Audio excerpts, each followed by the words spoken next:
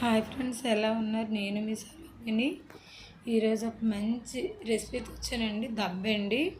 ఇది గుండెకి చాలా మంచిది. తింటే నాకు గుండెలో నొప్పిగా ఉందని చెప్పేసి ఉంటాను. అలాగే మీతో షేర్ చేసుకుందని చేస్తున్నాను.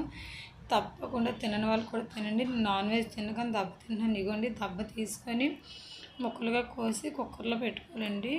కుక్కర్లో పెడితే ఒక 5-6 విజిల్స్కి దెబ్బ మనకు ఉడికిపోతుంది. 5 విజిల్స్ అయిపోయాక గ్యాస్ ఆఫ్ చేసుకొని అది మళ్ళీ రూమ్ టెంపరేచర్కి వచ్చిన దాకా ఉంచుకోవాలండి. ఇప్పుడు చూడండి, ఆవిరి వెత్తేసి మీ ఎదురుగా తప్ప చూపిస్తున్నాను.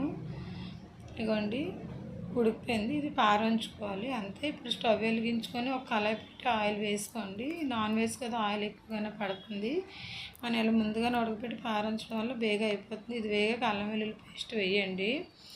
దాని తర్వాత మసాలా పొడులు కూడా ఇప్పుడు ఈ ఆయిల్లోనే ఫ్రై చేసుకుంటే కర్రీ చాలా బాగుంటుంది. పచ్చిపసలకు సాల్ట్ 1 స్పూను, కారం 1 స్పూన్ వేయండి, పసుపు 1 స్పూను, గరం మసాలా 1 స్పూను, ధనియాల పొడి 1 స్పూన్ వేసానండి. ఇప్పుడు ఇది ఆయిల్లో ఫ్రై అయ్యాక మనం ముందుగా బాయిల్ చేసి వడకట్టుకున్న దబ్బను కూడా ఇందులో వేసి బాగా ఒక 5 నిమిషాలు ఫ్రై చేసి కొంచెం కొత్తిమీర వేయండి.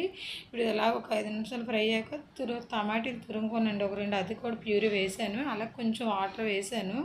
కొంచెం పచ్చివాసన పోయి ఉడకాలి కదండి. ఇలా మూత పెట్టి ఉడికించుకుంటే ఒక 5 నిమిషాల్లో అయిపోతుంది. మొత్తంగా మనకైతే దెబ్బ ఒక పావు గంటలు అయిపోతుంది. చూడండి, ఉడికిపోయింది. ఇంకా మనం గ్యాస్ ఆపుకొని ఏ ప్లేట్లో అయితే సర్వ్ చేసుకుందాం అనుకున్నా ఆ ప్లేట్లో సర్వ్ చేసుకుంటే వేడివేడి దెబ్బ రెడీ అయిపోయిందండి. హెల్త్గా అయితే చాలా మంచిది. తప్పకుండా ట్రై చేయండి. నా ఛానల్ లైక్ చేసి సబ్స్క్రైబ్ చేసుకోండి ఫ్రెండ్స్.